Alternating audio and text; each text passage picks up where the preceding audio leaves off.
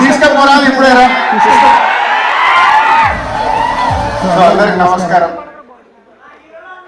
నేనా పర్లేదు బాబు, ఏదో ఒక డైలాగ్ ఇచ్చి కొంచెం నవ్వించావు.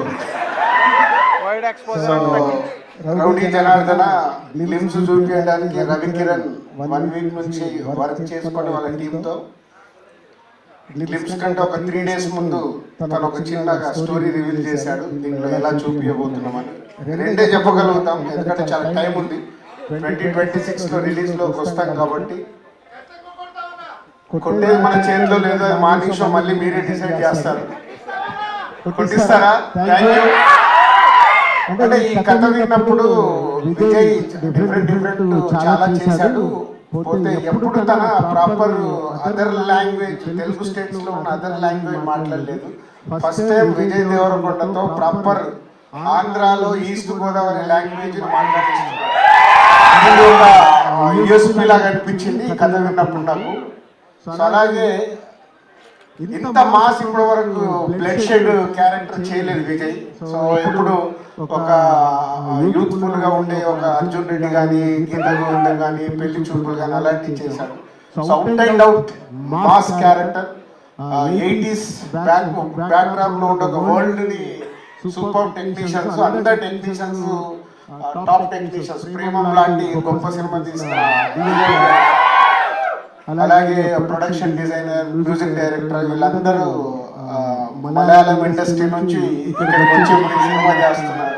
అంటే రవి చూసిన ఆ కొత్తదనాన్ని తీసుకురావడానికి టీం అందరూ కష్టపడుతున్నారు. సో వాళ్ళ కష్టాన్ని మేము ఎంకరేజ్ చేస్తుంటే ఇలాంటి ఒక మంచి క్లిప్స్ వచ్చింది. సో సినిమా కూడా అలా వచ్చే వరకు రవి కష్టపడి చేయించుకుంటాడు, మాతో కూడా అంతా డబ్బు ఖర్చు పెట్టిస్తాడు. నాకు అర్థమైపోయింది. ఎందుకంటే క్లిప్స్ తీయడానికి నన్ను కన్విన్స్ చేయడానికి బడ్జెట్ వేసుకుని వచ్చారు. ఒక రోజు క్లిప్స్ కింద ఖర్చు ఎందుకు రవి అన్న, సినిమాలో వాడుతుంది సరే సింపుల్ గా కన్విన్స్ చేశాడు. So good. అంటే ఒక చిన్న సినిమా 50 లక్షలతో ఒక రాజు వారు రాణి వారిని ఒక చిన్న సినిమా తీసి ఇండస్ట్రీ అండ్ ప్రేక్షకులు తన సైట్ తిరిగేలాగా చేసుకోగలిగాడు. అంత టాలెంట్ ఉంటే గానీ తర్వాత తన సెకండ్ ఫిలిం ఒక రైటర్ గా ఉండి ఒక మంచి స్క్రిప్ట్ ని ప్రేక్షకులకు అందించాడు. సో ఇప్పుడు పెద్ద బాధ్యత పెట్టుకున్నాడు మంచి టీంతో మీ అందరినీ అలరించడానికి. నెక్స్ట్ ఇయర్ 2026 లో వస్తాము. సో ఇందాక అన్నారు కదా కొడుతున్నాము అని, ఆ రోజు అనుకుందాము. కొట్టిన రోజు మీరు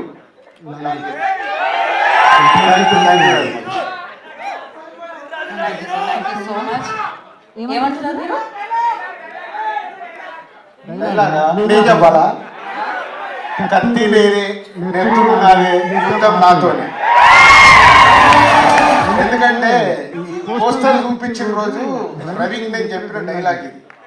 నాకు చూపించినప్పుడు నేనప్పుడు ఉన్న మూడికి అదేంటి రవి కత్తి నేనే నెత్తురు నాదే యుద్ధం నాతోనే అంటే నేను సెల్ఫ్ గా అప్పుడు ఫైట్ చేసుకుంటున్నా లోపల.